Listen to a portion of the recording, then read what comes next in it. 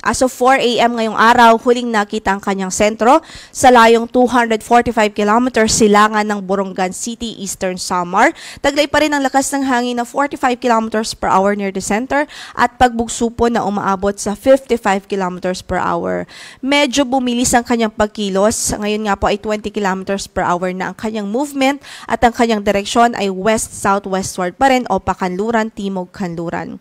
Bagamat nasa dagat pa rin ang kanyang sentro, sa kasalukuyan ay nakakaranas na nga po ng malakas hanggang sa matitinding pagbuhos ng ulan ang malaking bahagi ng Visayas at Southern Luzon, maging ang ilang bahagi ng northern portion ng Mindanao.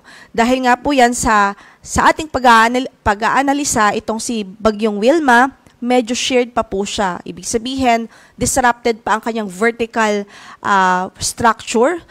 So, hindi pa ganun kalakas ang kanyang sirkulasyon. And as a result, medyo kalat-kalat pa po yung kanyang kaulapan, yung mga pagulan na related po sa kanya. So, hindi pa compact doon sa sentro. Kaya ngayon pa lang, actually, since yesterday ay nakaranas na po ng mga pag-ulan ng malaking bahagi ng Visayas at even yung mga Southern Luzon area at ang northern portion ng Mindanao. Based na rin sa latest na ipinalabas po nating track ngayong 5 a.m. bulletin, makikita nga po natin that generally ay west-southwestward pa rin ang kanyang magiging movement sa mga susunod na oras.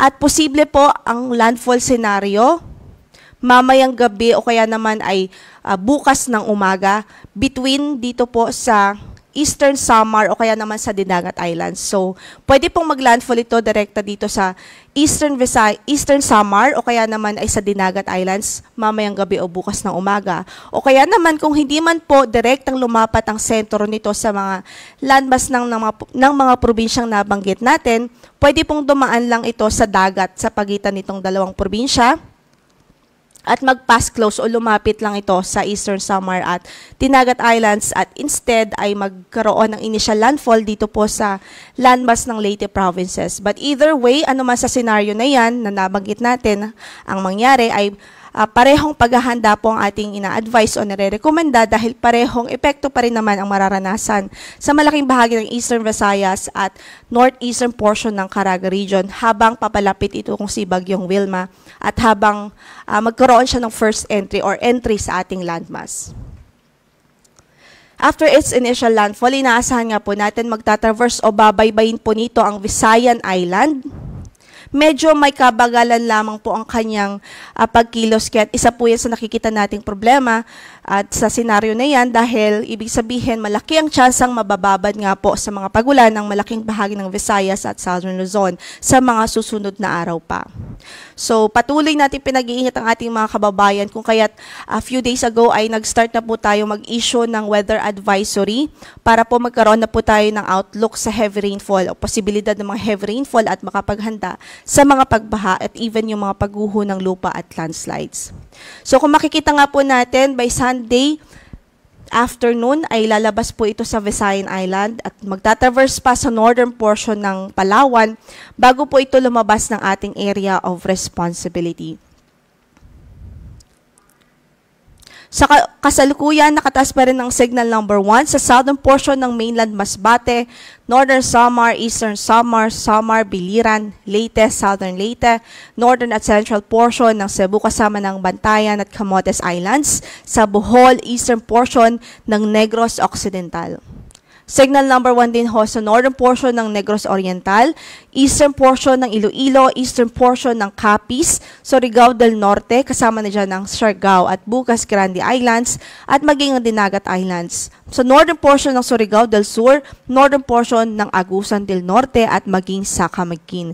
So kung hindi po magbago ang kanyang magiging scenario, most likely ay signal number 1 po ang pinakamataas na itataas nating tropical cyclone wind signal upon its throughout its passage sa ating landmass. So ito po yung mga lugar kung saan wala pong signal pero pwede pa rin makaranas ng mga pamisa-misang pagbugso ng hangin dahil naman sa epekto ng amihan o northeast monsoon. Sa araw na ito ay pwede pa rin ng mga pamisa-misang pagbugso dito sa natitirang bahagi pa ng Luzon at maging sa Kabisayaan. Then tomorrow, most of Luzon areas pa rin, Visayas at Zamboanga Peninsula. And by Sunday, most of Luzon, Visayas, Zamboanga Peninsula at maging sa Misamis Occidental. Ito na nga po yung nabanggit natin kaninang weather advisory. So, sa araw na ito ay possible ang 100 to 200 millimeters of rainfall. So, malakas yan hanggang sa matitinding pagbuhos ng ulan. Dito po sa Catanduanes, Albay, Sorsogon, Masbate, Northern Samar, Eastern Samar, Biliran, Leyte at Southern Leyte. Parehong epekto po yan, epekto ng shear line dito po sa Bicol region at epekto naman ni Tropical Depression Wilma dito sa Eastern Visayas. So sa mga nabanggit nating lugar, numerous flooding is possible, especially sa mga low-lying areas at sa mga lugar na kung saan ay malalapit po sa ilog dahil kumbaga mas mataas po yung tsansa ng mga pagbaha doon. Samantala, 50 to 100 millimeters of rainfall naman dito sa Camarines Sur, Capiz, Iloilo, Guimaras, Negros Occidental, Negros Oriental, Cebu, Bohol, Siquijor, Camiguin, Agusan del Norte, Surigao del Norte, Dinagat Islands, Misamis Oriental, Misamis Occidental, at maging sa Lanao del Norte. So, ibig sabihin, posible din ng mga localized flooding dyan, especially sa mga low-lying areas. Kaya patuloy natin pinag-iingat ang ating mga kababayan, maging vigilant po tayo, maging alerto sa mga posibilidad ho ng flash floods, at even yung mga landslides o yung pagguho ng lupa sa mga mountainous areas o bulubunduking lugar.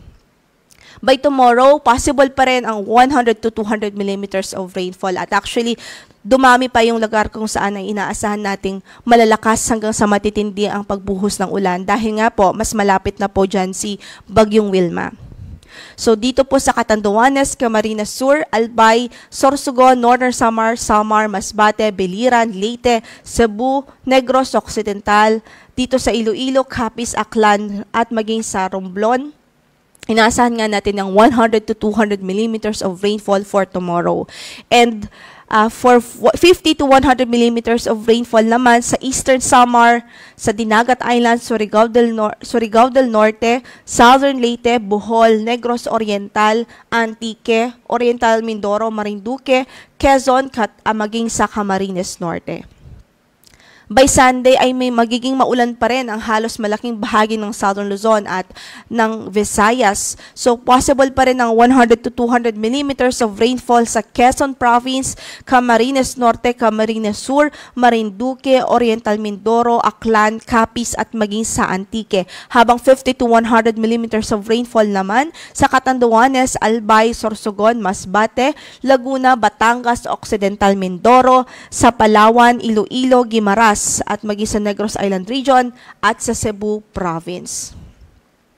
Gayon din, nakataas ang ating gale warning ngayon sa malaking bahagi ng ating mga baybaying dagat sa halos buong Northern Luzon, sa Eastern Seaboard ng Central Luzon at Eastern Seaboard ng Southern Luzon, maging sa Eastern Seaboard ng Visayas. So sa mga nabanggit nating lugar, hindi pa rin natin ina-advise na pumalaot, lalong-lalo po yung mga maliliit na sasakyang pandagat dahil delikado po, dahil maalon hanggang sa napakaalon ng kondisyon ng ating karagatan doon.